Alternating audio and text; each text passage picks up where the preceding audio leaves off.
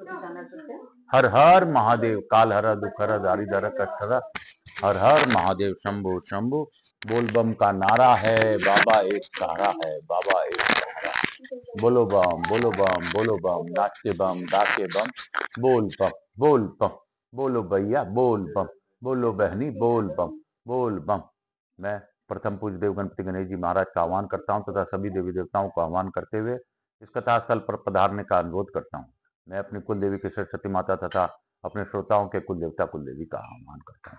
श्री शिवाय नमस्तुभ्यम, हर हर महादेव। श्री शिवाय नमस्तुभ्यम, हर हर महादेव। श्री शिवाय नमस्तुभ्यम, हर हर महादेव। मैं आकाश रजड़े बंसल गोत्र हूँ, उमाशंकर नारायण देवी कांता रजड़े का पुत्र, सांवरिया बाबा आचार्य संगीत जी महाराज मेरे गुरु। मैं उनको वंदन करते हुए गुरु आज्ञा लेकर आज की कथा प्रारंभ करूंगा। हे गणेश जी महाराज, आप विघ्न हरता हो, आप ही सभी प्रकार के विघ्नों को हरने वाले, आप ही सभी देवताओं को प्रसन्न करने वाले हो, आप ही हमारे सभी कार्यों को करने वाले। मैं आप सबों को वंदन करते हुए बाबा भोलेनाथ का ध्यान करते हुए आज की कथा प्रारंभ करता हूँ। हे बाबा, मुझसे कोई भी भूल हो रही हो तो क्षमा कर दीजिएगा। आप गौर बिंदोरा के रूप में इस कथा का श्रवण कर हम लोगों को कृतार्थ कीजिए। काल हर दुख हर दारी धर कष्ट हर, हर हर महादेव शंभु शंभु। बोल बम का नारा है, बाबा एक सहारा है। आज की स्कंद पुराण की ओर बढ़ने से पहले काशी काशी शिव काशी, मोक्ष नगरी काशी की जय, मोक्ष नगरी काशी की जय। हे बोला बम बम भोला, नाचे मेरा भोला। कल हम लोगों ने पढ़ा था कि काशी में परम सुंदर शनैश्चरेश्वर का दर्शन करके शनिवार को उनकी पूजा करने से शनैश्चर की बाधा नहीं होती है। विश्वनाथ जी से दक्षिण और शुक्रेश्वर से उत्तर भाग में शनैश्चरेश्वर की पूजा करके मनुष्य इस शनि लोक में आनंद का भागी होता है। बोलो शंकर भगवान की जय। काशी काशी शिव काशी, मोक्ष नगरी काशी की जय। काशी काशी काशी काशी काशी, जो कहे काशी उसके सब कष्ट दूर हो। काशी काशी काशी काशी शिव काशी। आज की कथा की ओर बढ़ेंगे। काशी काशी शिव काशी, मोक्ष नगरी काशी की जय। अगस्त जी कहते हैं, तदंतर शिव शर्मा ने सप्तऋषि मंडल को अपने नेत्रों से देखा और पूछा कि यह अनुपम तेजोमय शुभ लोक किसका है। दोनों भगवत पार्षदों ने कहा, भरमन, इस लोक में सदा निर्मल अंतकरण वाले सप्तऋषि निवास करते हैं। ब्रह्मा जी के द्वारा सृष्टि कार्य में नियुक्त होकर वे यहीं रहते हैं। मरीचि, अत्रि, पुलस्त्य, क्रतु, अंगिरा और महाभाग वशिष्ठ ये ब्रह्मा जी के मानस पुत्र हैं। पुराणों में से ये 7 ब्रह्मा निश्चित किए गए हैं। संभूति, अनसुईया, क्षमा, प्रीति, सनिति, स्मृति और अरुंधति ये क्रमशः इन ऋषियों की पत्नियां हैं। जो लोक माता कही गई है, जो लोक माता कही गई है,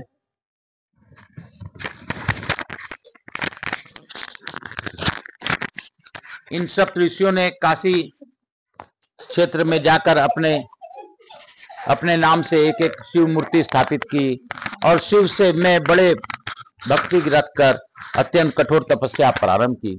इनकी तपस्या से संतुष्ट होकर भगवान शंकर ने इन्हें प्रजापति का पद दिया। जो लोग प्रयत्न पूर्वक काशी में अत्रीश्वर आदि शिव मूर्तियों का दर्शन करते हैं वे उज्जवल तेज से संपन्न हैं। इस प्रजापत्य लोक में निवास करते हैं। अत्रीश्वर लिंग गोकर्णेश्वर कुंड के पश्चिम तट पर प्रतिष्ठित हैं। कोकटक कुंड के ईशान कोण में मरीचि कुंड है। वहीं मरीचीश्वर संज्ञक शिवलिंग प्रतिष्ठित है। पुलेश्वर और पुलस्तेश्वर लिंग स्वर्ग द्वार के पश्चिम भाग में है। अंगरीश्वर लिंग हरिकेश वन में स्थित है। वशिष्ठेश्वर लिंग वर्णा नदी के रामनीय तट पर है। कृतेश्वर लिंग भी वही है। शुभ की इच्छा रखने वाले पुरुषों द्वारा काशी तीर्थ के सेवित होने पर ये 7 लिंग इहलोक और परलोक में मनोवांछित फल देते हैं। इस सप्त लोक सप्तऋषि लोक में महापुण्यमयी पतिव्रता एवं परम सुंदरी वशिष्ठ पत्नी अरुंधति रहती है, जिसके स्मरण करने मात्र से मनुष्य गंगा स्नान का फल पाता है। भगवान नारायण अरुंधति के पतिव्रत्य से संतुष्ट होकर लक्ष्मी जी के सामने प्रसन्नता पूर्वक उनकी चर्चा किया करते हैं और कहते हैं, कमले पतिव्रताओं में अरुंधति का अंतकरण जैसा शुद्ध है वैसा कहीं किसी का भी नहीं है। वैसा रूप, वैसा शील स्वभाव, वैसी कुलीनता व कला कौशल या पति सेवा परायणता व माधुर्य व गंभीरता और वह गुरुजनों को संतुष्ट रखने का भाव जैसा अरुंधति देवी में है वैसा अन्य स्त्रियों में न कहीं नहीं है।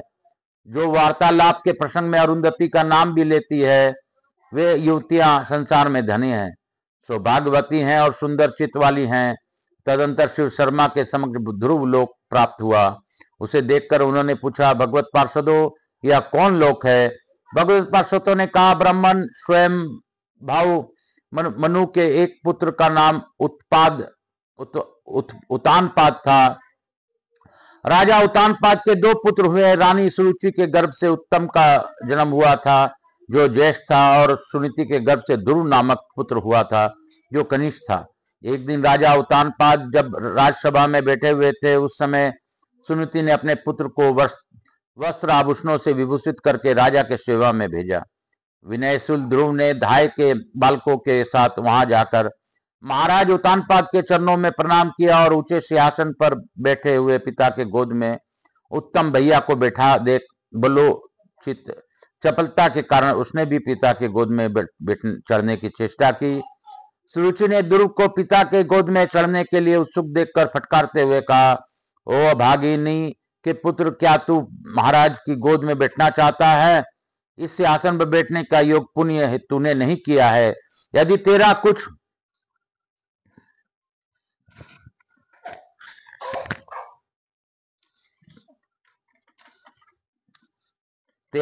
पुण्य होता तो तू एक अभाग्नि स्त्री के पेट से कैसे पैदा होता? मेरे परम सुंदर उत्तम को देख ले, वह सौभाग्यवती की अच्छी कोख से पैदा हुआ है, इसलिए वह पृथ्वीपति के अंक में सम्मान पूर्वक बैठा हुआ है। राजसभा के बीच में सुरुचि के द्वारा इस प्रकार अपमानित होने पर ध्रुव ने गिरते हुए आंसुओं को रोक लिया और धैर्य धारण करके कुछ भी उत्तर नहीं दिया। राजा ने भी उचित अनुचित कुछ नहीं कहा। वे रानी सुरुचि के वशीभूत थे। कुमार ध्रुव राजा को प्रणाम करके बालकों के साथ अपने घर लौट गए। सुनीति ने बालक को मुख की कांति देखकर ही ताड़ लिया कि ध्रुव का अपमान हुआ है। उन्होंने बार बार अपने पुत्र का मस्तक सूंघा और संतावना देकर हृदय में लगा लिया। एकांत में माता सुनीति की देखकर बालक ध्रुव फूट फूट कर रोने लगा। माता के नेत्रों से भी आंसू बहने लगे। सुनीति ने समझा बुझाकर आंचल से ध्रुव का मुंह पोंछा और कहा, बेटा तुम्हारे रोने का क्या कारण है, बताओ। महाराज के रहते हुए किसने तुम्हारा अपमान किया है? माता का आग्रह पूर्वक पूछने पर ध्रुव ने कहा, माँ मैं तुमसे एक बात पूछता हूं, तुम और सुरुचि दोनों ही महाराजा की पत्नी हो, तो मैं राजा का केवल सुरुचि क्यों प्यारी है और तुम पर उनका प्रेम नहीं है? मैं और उत्तम दोनों समान रूप से राजकुमार हैं, फिर सुरुचि का पुत्र उत्तम क्यों उत्तम है और क्यों मैं अधम हूं? राज सिंहासन क्यों उत्तम के ही योग्य है और क्यों मेरे ही योग्य नहीं है? ध्रुव का वचन सुनकर सुनीति ने लंबी सांस खींचकर कहा, वह सुरुचि ने जो कुछ कहा है सब सत्य है। वह महाराज की पटरानी है, इसलिए सब रानियों में अधिक प्रिय है। तात उसने दूसरे जन्म में बड़ा भारी पुण्य किया है। उसी पुण्य की वृद्धि से सुरुचि के प्रति राजा अच्छी रुचि रखते हैं। जो मेरे जैसे अभाग्नि स्त्रियां हैं उनके राजा की वैसी प्रीति नहीं है। उत्तम ने भी महान पुण्य राशि का उपार्जन किया है, इसलिए उसने उस पुण्यात्मा स्त्री के उत्तम कोख में निवास किया है और यही कारण है कि वह राज सिंहासन पर बैठने का अधिकारी माना गया है। महामते, थोड़ी तपस्या करने के कारण मैं और तुम राजा के समीप पहुंचकर भी राजलक्ष्मी के पात्र नहीं हो सके। बेटा, अपना पूर्व जन्म का कर्मी मान और अपमान के में कारण होता है, अतः तुम इसके लिए शोक न करो। ध्रुव बोला, माँ, यदि मैं मनु के कुल में उत्पन्न हुआ हूँ, राजा उत्तानपाद का पुत्र हूँ और तुम्हारी कोख से पैदा हुआ हूँ, तो मेरा बात सुनो। यदि तपस्या ही सब संपत्तियों का कारण है, तो आज तक जो स्थान दूसरे के लिए दुर्लभ रहा है, उसे भी मैंने प्राप्त कर लिया, ऐसा समझो। माँ, तुम मुझे तपस्या के लिए जाने की आज्ञा दे दो और अपने आशीर्वाद से मेरे उत्साह बढ़ाओ। तब सुनीति ने कहा, राजकुमार, तुम्हारी आयु अभी कम है, अतः मैं तुम्हें वन में जाने की आज्ञा देने से असमर्थ हूँ। तथापि इस समय आज्ञा देती हूँ कि तपस्या के लिए तुम्हारे जाने पर मेरे कठोर प्राण किसी तरह कंठ में अटके रहेंगे। इस पर माता की आज्ञा पाकर ध्रुव ने उनके चरण कमलों में मस्तक रखकर प्रणाम किया और वह वहां से चल दिया। माता ने मार्ग में पुत्र की रक्षा के लिए सत्स आशीर्वाद दिए। वह तरुणा के समान पराक्रमी बालक अपने महल से निकलकर वन में गया। उस समय अनुकूल वायु चलकर उसे मार्ग दिखा रही थी। वन में ध्रुव ने सप्तऋषियों को देखा। भोले भाले असहाय जीवों का भाग्य सहायक होता है। कहाँ राजकुमार और कहाँ वह घोर जंगल, परंतु जहां जिसकी शुभ या शुभ भविष्यता होती है, वहां उस मनुष्य को वह अपने राशि में बांधकर खींच लेती है। मनुष्य अपने बुद्धि विभव से कुछ और करने की चेष्टा करता है, किंतु भावी की सहायता से विधाता कुछ और ही कर डालता है। सप्तऋषियों का दर्शन करके ध्रुव बहुत प्रसन्न हुआ और उनके पास जाकर हाथ जोड़े हुए प्रणाम करके ललित वाणी में बोला, मुनिवरों, आप मुझे राजा उत्तानपाद का पुत्र ध्रुव जाने। मैं माता सुनीति के कोख से पैदा हुआ हूँ। वे सप्तऋषिगण स्वभाव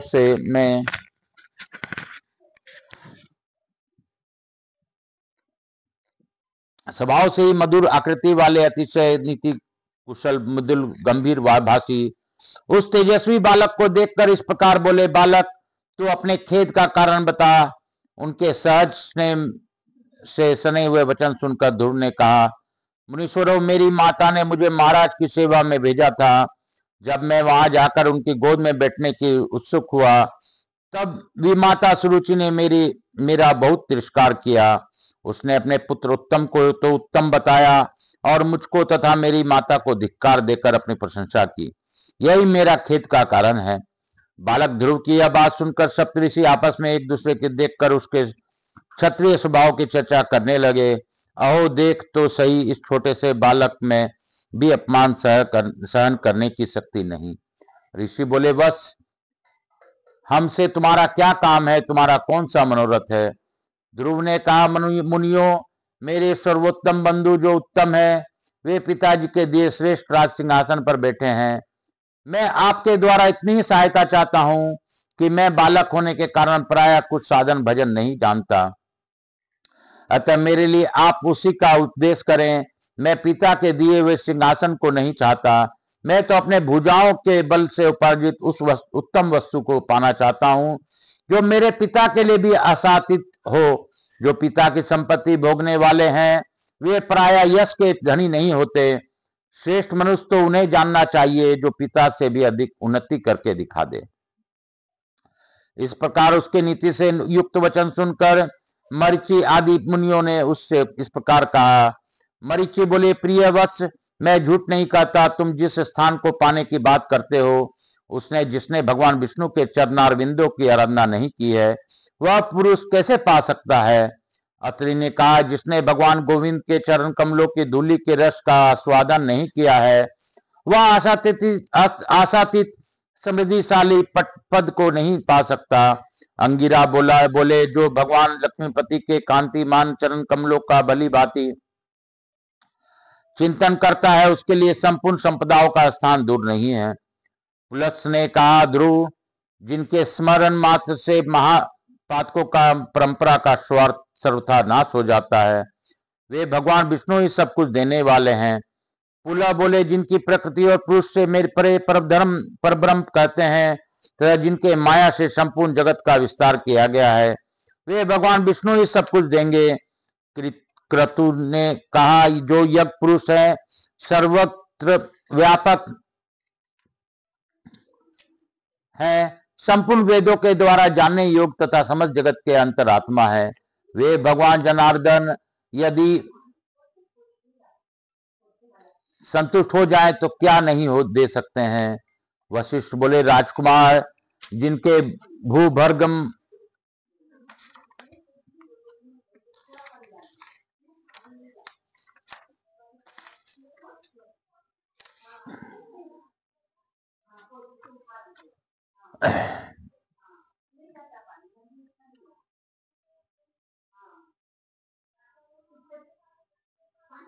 वशिष्ठ बोले, राजकुमार जिनके भूभर्गमात से अनिमा आदि 8 सिद्धियां आज्ञा के अनुसार कार्य करने की प्रस्तुत रहती है, उन भगवान ऋषिकेश की आराधना करने पर मोक्ष भी दूर नहीं है।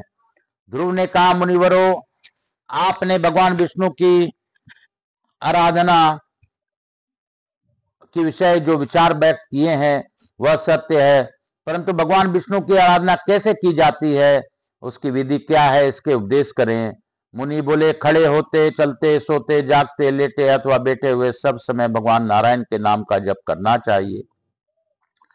4 भुजाधारी भगवान विष्णु का ध्यान करते हुए वासुदेव स्वरूप 12 अक्षर मंत्र ओम नमो भगवते वासुदेवाय, ओम नमो भगवते वासुदेवाय, ओम नमो भगवते वासुदेवाय, ओम नमो भगवते वासुदेवाय, ओम नमो भगवते वासुदेवाय द्वारा जप करके कौन सिद्धि को नहीं प्राप्त हुआ है। अलसी के फूलों की भांति श्याम कांति वाले पति वस्त्रधारी सर्वात्मा अच्युत का एक क्षण भी ध्यान करने वाला कौन सा ऐसा पुरुष है जो इस भूतल में पर सिद्धि को नहीं पाता। भगवान वसुदेव का जप करने वाला मनुष्य स्त्री, पुत्र, मित्र, राज्य, स्वर्ग और उपवर्ग, मोक्ष सब कुछ निसंदेह प्राप्त कर लेता है। वसुदेव के मंत्र जप में लगे हुए पापी मनुष्यों को तो विघ्न तथा भयंकर यमदूत नहीं छू सकते। महासमृद्धिशाली और विष्णु भक्त तुम्हारे दादा मनु ने भी राज की कामना से इस महामंत्र का जप किया था। तुम भी इसी मंत्र से भगवान वसुदेव के आराधना में लग जाओ, इससे तुम सिद्धि मनोवांछित सिद्धि प्राप्त कर लोगे। ऐसा कहकर वे सब महात्मा मुनीश्वर वहीं अंतर ध्यान हो गए। इधर ध्रुव भी भगवान वसुदेव के चिंतन में मन लगाकर तपस्या के लिए चल दिए।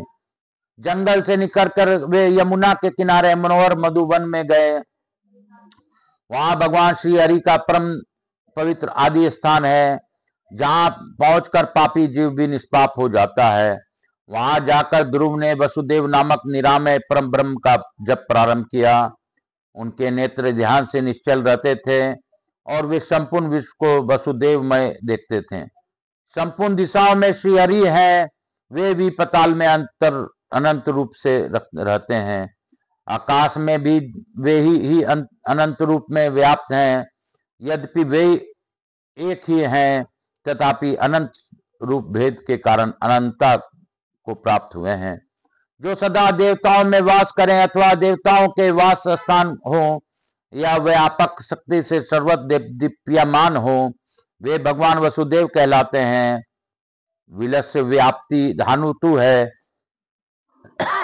इसका प्रयोग व्याप्ति अर्थ में होता है, इसी में विष्णु शब्द बनता है। भगवान विष्णु के सर्वव्यापी नाम एवं स्वरूप में भी यह धातु पूर्णतः सार्थक होती है।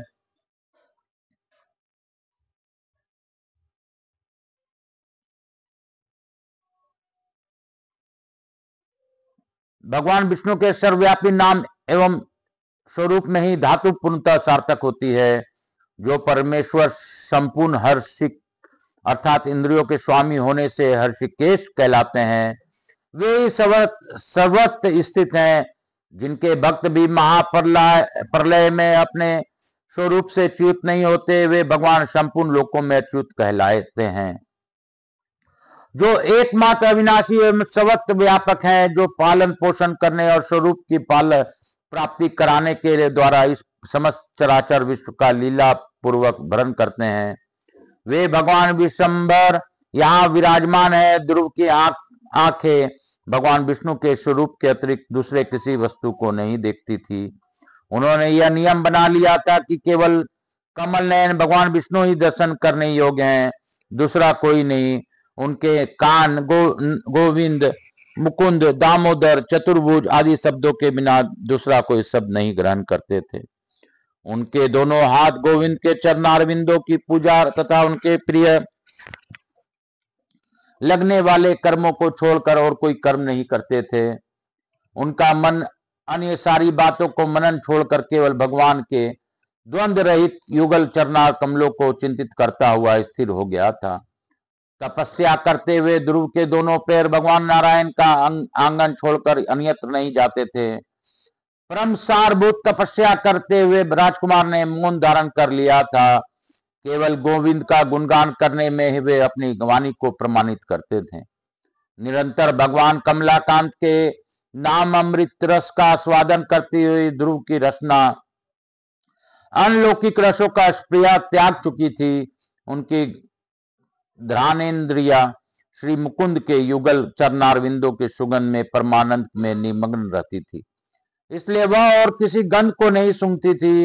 राजकुमार ध्रुव के शरीर की त्वचा इंद्रिय भगवान मधुसूदन के युगल चरणों को स्पर्श करते हुए संपूर्ण स्पर्श सुख को प्राप्त कर लेती थी। उनकी समस्त इंद्रियां शब्द आदि सभी विषयों के आधार एवं सारभूत परात्पर भगवान दामोदर की सेवा में संलग्न हो कृतार्थ हो गई थी। ध्रुव की तपस्या रूपी सूर्य का उदय होने पर तीनों लोक संतप्त होने लगे। इंद्र, सोम, अग्नि, वरुण, वायु, कुबेर, यम और नेत्रिक आदि समस्त दिक्पाल अपने अपने पद खो जाने के भय से शंकित हो उठे। ध्रुव पृथ्वी पर जहां जहां पांव रखते थे वहां वह मान भार से दबने लगती थी। उनके अंग के स्पर्श में आए हुए समस्त जल अपनी मलिनता का परित्याग करके सरस एवं स्वच्छ हो गए थे। राजकुमार ने कौस्तुभ मणि से उपदासित वक्ष वाले पीतांबरधारी भगवान विष्णु का ध्यान करने के कारण संपूर्ण विश्व को तेजोमय ही देखा। उनकी तपस्या के भय से इंद्र की बड़ी भारी चिंता हुई। वे सोचने लगे, ध्रुव चाहे तो मेरे इंद्र पद अवश्य हर लेगा। अप्सराओं का समूह उस बालक पर अपना कोई प्रभाव नहीं डाल सकता। काम और क्रोध उसे विचलित करने से समर्थ न होंगे। उसे डिगाने के लिए एक ही उपाय है, उसके पास भयंकर आकार वाले भूतों की सेना भेजें। बालक होने के कारण वह भूतों से डरकर निश्चय ही अपनी तपस्या त्याग देगा।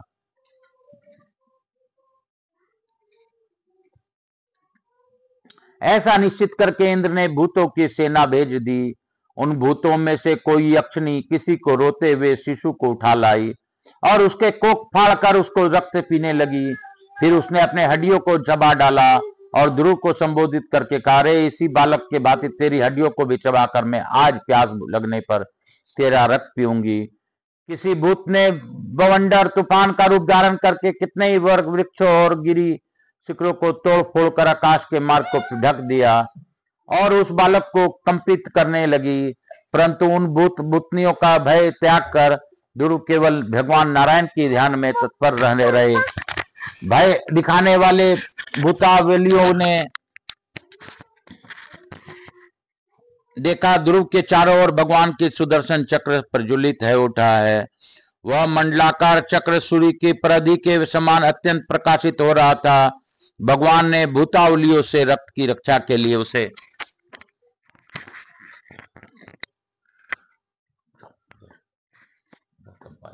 चंपा ले जाओ इसको, उसे प्रकट किया था। उस चक्र को देख डरी हुई भूतों की सेना ध्रुव को नमस्कार करके जैसे आई थी वैसे ही लौट गई। ब्राह्मण तदंतर भयभीत हुए। संपूर्ण देवता इंद्र के साथ ब्रह्मा जी और की शरण में गए और उनको प्रणाम करके सबने उनका सत्वन किया। तत्पश्चात बोलने का अवसर देख इस प्रकार का पितामह उत्तानपाद के तेजस्वी पुत्र ने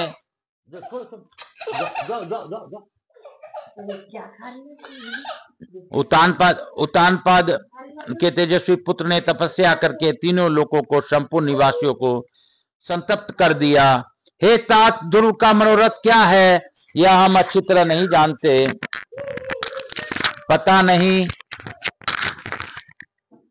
पता नहीं वह महा तपस्वी बालक हम लोगों में से किसके पद को चाहता है। देवताओं की यह बात सुनकर चतुर्मुख ब्रह्मा जी हंसकर बोले, देवताओं, ध्रुव पद अविनाशी स्थान प्राप्त करना चाहता है, अतः उसने तुम्हें भय नहीं मानना चाहिए। तुम सब लोग निश्चित होकर जाओ, वह तुम्हारे पद नहीं लेना चाहता। ध्रुव भगवान का भक्त है, उसने किसी को कहीं भी भय नहीं होना चाहिए। यह निश्चय है कि भगवान विष्णु के भक्त दूसरे को संताप देने वाले नहीं होते हैं। देवेश्वर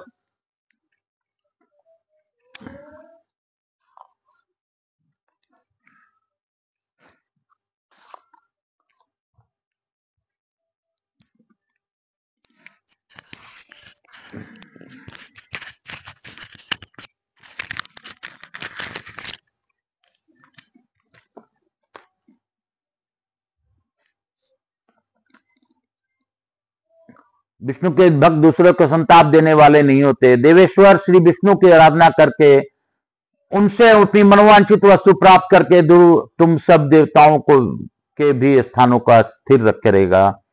ब्रह्मा जी की कही हुई यह बात सुनकर देवता बड़े प्रसन्न हुए और उन्हें प्रणाम करके अपने अपने स्थान को चले गए।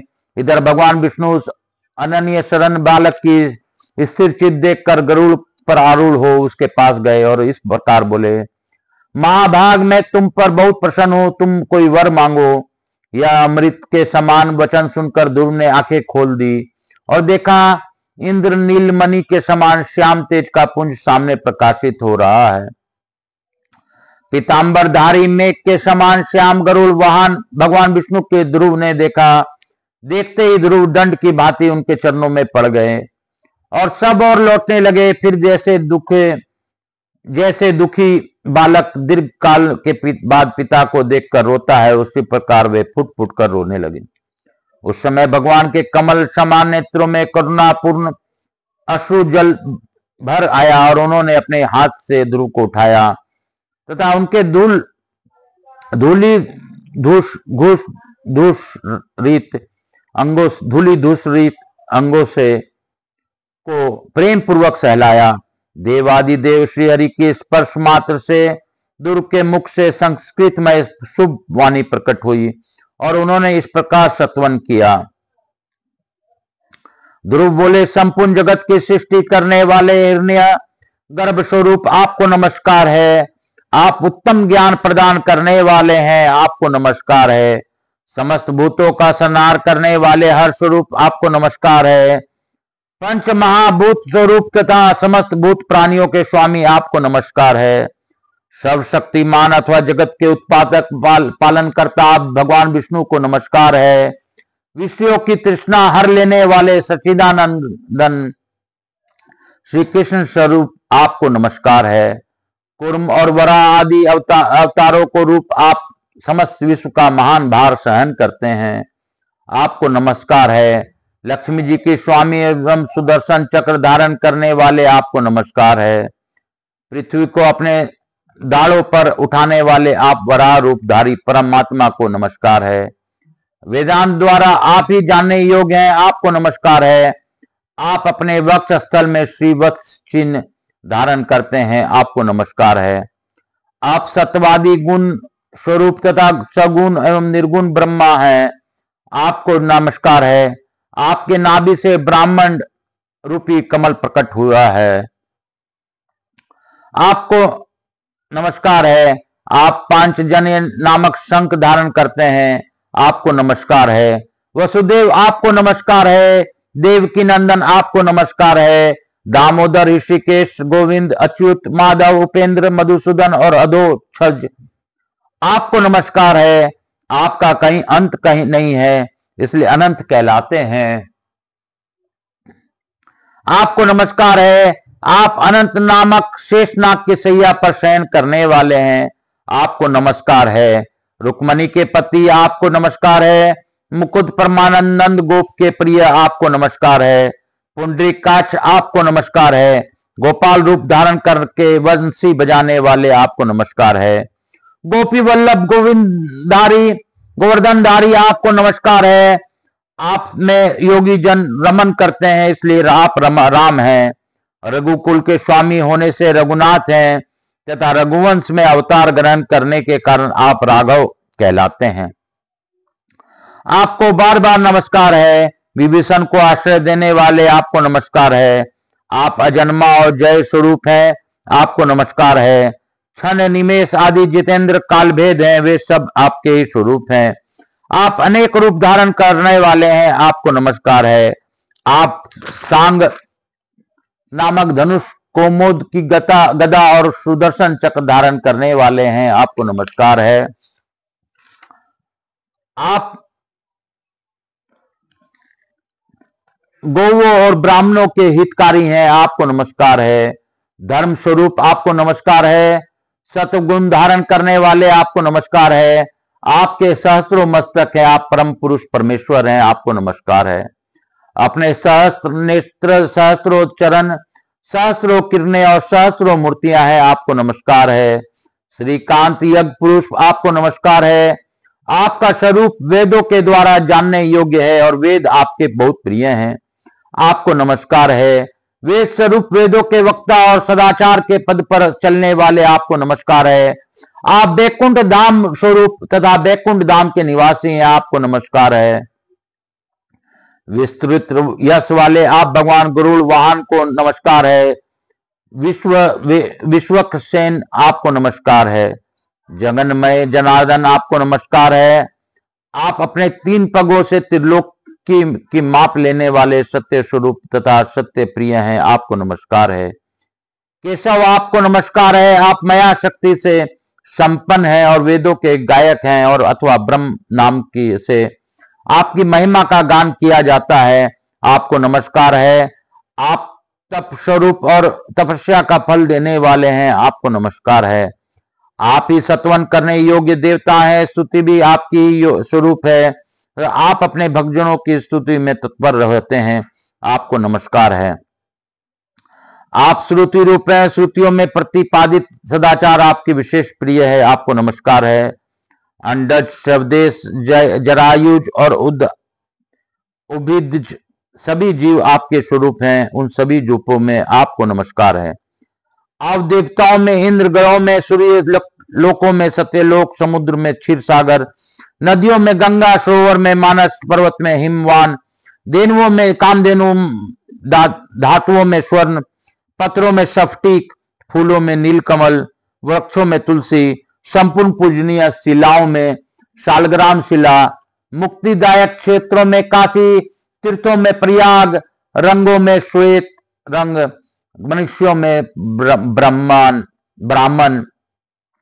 पंछियों में गरुड़, कामेंद्रियों में वाणी, वेदों में उपनिषद, मंत्र में प्रणव, अक्षरों में आकार, यज्ञकर्ताओं में सोम रूपधारी, प्रतापियों में अग्नि, क्षमाशीलों में क्षमा, पृथ्वी दाताओं में मेघ, पवित्रों में परम पवित्र, संपूर्ण अस्त्र शस्त्रों में धनुष, वेगवानों में वायु, इंद्रियों में मन, भय शून्य अंगों में हाथ, व्यापक वस्तुओं में आकाश, आत्माओं में परमात्मा, संपूर्ण नित्य कर्मों में संध्योपासना, यज्ञों में अश्वमेध यज्ञ, दानों में अभय दान, लाभों में पुत्र लाभ, ऋतुओं में बसंत, योगों में प्रथम सतयुग, तिथियों में अमावस्या, नक्षत्रों में पुष्य, सब पर्वों में संक्रांति, योगों में वैतिपात, त्रिनों में कुंस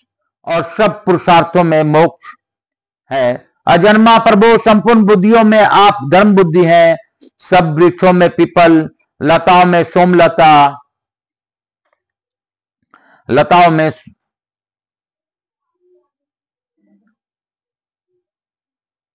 सोमलता है। समस्त पवित्र साधनों में प्राणायाम है तथा संपूर्ण शिवलिंगों में आप सब कुछ देने वाले साक्षात विश्वनाथ हैं। मित्रों में पत्नी और सब बंधुओं में धर्म आप ही है। नारायण इस चराचर जगत में आपसे भिन्न कोई वस्तु नहीं है। आप ही माता, आप ही पिता, आप ही सहद, आप ही महान वैभव, आप ही शोक के संपत्ति तथा आप ही आयु और जीवन के स्वामी है। वही कथा है जहां आपके नाम की महिमा बताई जाती है। वही मन है जो आपके समर्पित होता है। वही कर्म है जो आपके प्रसन्नता के लिए किया जाता है। वही तपस्या है जिससे आपकी स्मृति होती है। धनियों का वही धन शुद्ध है जो आपके लिए वही किया जाता है। वो विष्णु वही काल सफल है जिसमें आपकी पूजा होती है। यह जीवन तभी तक कल्याणकारी है जब तक हृदय में आपका चिंतन होता रहता है। आप चरणोदक पीने का से आपके चरणोदक पीने से सब रोग शांत हो जाते हैं। गोविंद, आपके वासुदेव नाम का कीर्तन करने से अनेक जन्मों द्वारा उपर्जित महान पाप तत्काल नष्ट हो जाता है। और मनुष्यों में कैसे अद्भुत महान मोह है, ऐसा प्रमाद है कि मैं भगवान वसुदेव के अवहेलना करके दूसरों को रिझाने के लिए परिश्रम करते हैं। भगवान के नामों का जो कीर्तन किया जाता है वही परम मंगल है, वही धन का उपार्जन है और वही जीवन का फल है। भगवान अथोछज विष्णु से भिन्न कोई धर्म नहीं है, नारायण से परे कोई अर्थ नहीं है, केशव से भिन्न कोई काम नहीं है और श्री हरि के बिना कोई मोक्ष नहीं है। भगवान वासुदेव का स्मरण और ध्यान ना हो तो यही सबसे बड़ी हानि है, यही महान उपद्रव है और यही बड़ा भारी दुर्भाग्य है। और भगवान विष्णु की आराधना मनुष्यों के लिए क्या क्या नहीं करती। पुत्र, मित्र, स्त्री, धन, राज्य, स्वर्ग और मोक्ष सब कुछ तो वही देती है। श्री हरि का आराधना आप पाप के हर लेती है, रोगों का नाश करती है, मानसिक चिंताओं को मिटा देती है। इतना ही नहीं, वह धर्म को बढ़ाती है, सीधी मनोवांछित वस्तु प्रदान करती है। यदि पापी भी प्रसंगवश भी भगवान के युगल चरणों का निद्वंद ध्यान करता है तो वह उसके लिए परम हित का बात है। पापियों को जो महापाप और सामान्य पाप हैं उन सबको भगवान के ध्यान पूर्वक किया हुआ नामोच्चारण अविलंब हर लेता है। जैसे आग की चिंगारी भूल से भी छूट जाए तो वह जला ही देती है, उसी प्रकार होठों से श्री नाम हरि नाम का स्पर्श होते ही वह समस्त पापों को हर लेता है। जो अपने चित्त को शांत करके उसे क्षण भर भी कमलाकांत के चिंतन में लगाता है तो उसके यहाँ लक्ष्मी निश्चल होकर रहती है। भगवान विष्णु का चरणामृत पान करना ही सबसे बड़ा धर्म है। यही सर्वोत्तम तप है, यही सर्वोत्कृष्ट तीर्थ है। यह पुरुष जो आपके भोग लगाए हुए नैवेद्य का प्रसाद भक्ति पूर्वक ग्रहण करता है उस परम बुद्धिमान मनुष्य के ने मानव मनुष्य निश्चय ही यज्ञ का पुरोडास प्राप्त कर लिया। जो मनुष्य भगवान विष्णु का चरणोदक शंख में रखकर उससे अपने सिर आदि अंगों का अभिषेक करता है वही अभ्युत स्नान करता है और वही गंगा के जल में गोता लगाता है। ब्राह्मण, क्षत्रिय, वैश्य, शूद्र अथवा इतर जाति का मनुष्य कोई भी क्यों ना हो, यदि वह भगवान विष्णु की भक्ति से युक्त है तो उसे सर्वश्रेष्ठ जानना चाहिए। जो प्रतिदिन द्वारका के गोमती चक्र के साथ सालग्राम की 12 शिलाओं का पूजन करता है वह वैकुंठ धाम से प्रतिष्ठित होता है। जिसके घर में प्रतिदिन तुलसी की पूजा होती है उसके घर में कभी यमराज के दूत नहीं जाते। जिसके मुख में भगवान नाम के अक्षर हो, ललाट में गोपी चंदन का तिलक हो और जिसका वक्ष स्थल तुलसी की माला से सुशोभित हो उसे यमराज के दूत छू नहीं सकते। गोपी चंदन, तुलसी, शंख, सालग्राम, शिला और गोमती चक्र ये 5 वस्तुएं जिनके घर में विद्यमान है उसे पाप का भय कैसे हो सकता है। जो मुहूर्त, जो क्षण, जो काष्ठा और जो निमेष भगवान विष्णु का स्मरण किए बिना बीत जाते हैं उन्हीं में मनुष्य यम के द्वारा लूटा जाता है। कहां तो आग की जलती हुई चिंगारियों के समान हरि नाम के 2 अक्षर और कहां रुई के ढेरों के समान पातकों की बड़ी भारी राशि। मैं तो गोविंद, परमानंद, गोमुकुंद और मधुसूदन आदि नामों वाले भगवान विष्णु को छोड़कर दूसरों को नहीं जानता, नहीं बसता और नहीं स्मरण करता हूं। श्री हरि के बिना मैं दूसरों को न तो नमस्कार करता हूं न उनकी स्तुति करता हूं। न नेत्रों में उसे देखता हूं, न शरीर से उसका स्पर्श करता हूं, न उसके पास जाता हूं, न उसकी महिमा के गीत ही गाता हूं। मैं जल में, स्थल में, पताल में, अग्नि में, वायु में, पर्वत में, विद्याधर में, असुर और देवताओं में, किन्नरों, नर में, वानर में, नर में, तिनके में, स्त्रियों के समुदाय में, पत्थरों के वृक्ष, झाड़ी और लताओं में, सर्वत्र श्री वत्स चिन्ह से विभूषित वक्ष स्थल श्याम सुंदर श्री हरि को ही देखता हूं। प्रभु आप सबके हृदय में अंतर्यामी रूप में निवास करते हैं। आप ही सबके साक्षात साक्षी हैं। आपने बाहर भीतर और अपने सर्वव्यापी परमेश्वर को छोड़कर मैं दूसरों को नहीं जानता। श्री शर्मन ऐसा कहकर भक्त ध्रुव चुप हो गए। तब भगवान विष्णु ने प्रसन्नता पूर्ण दृष्टि से देखते हुए कहा, वत्स ध्रुव, मैंने तुम्हारे मनोरथ को अच्छी तरह जान लिया है। देखो, सब प्राणी अंश से उत्पन्न होते हैं, अन्न वर्षा से उत्पन्न होता है, उस वर्षा के कारण है सूर्यदेव, परंतु तुम सूर्य के भी आधार हो जाओ।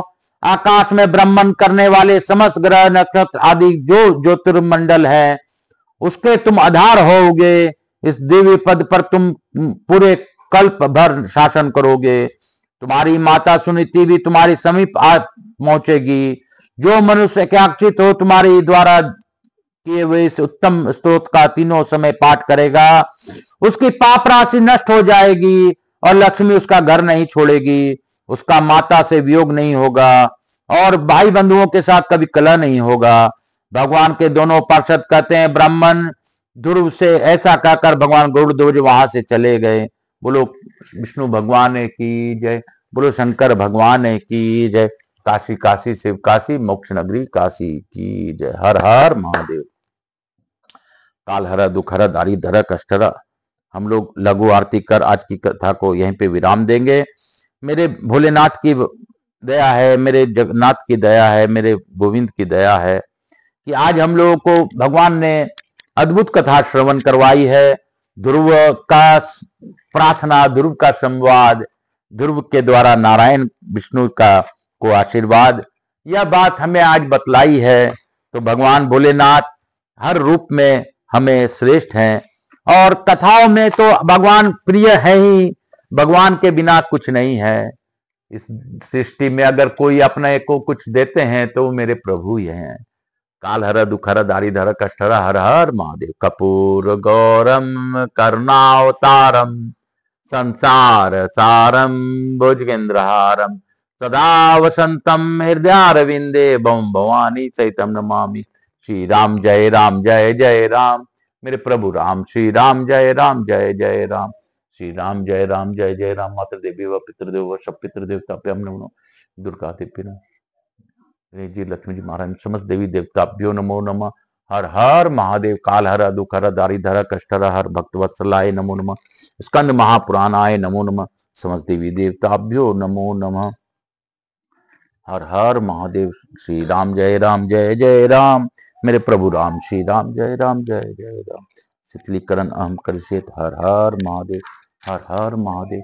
काल हर दुख हर दारी धर कष्ट हर। हर हर महादेव। हर हर महादेव। शंभु शंभु। मातृ देवी व पितृदेव व सब पितृदेवताभ्याम नमो नमः। हर हर महादेव। हर हर महादेव। हर हर महादेव।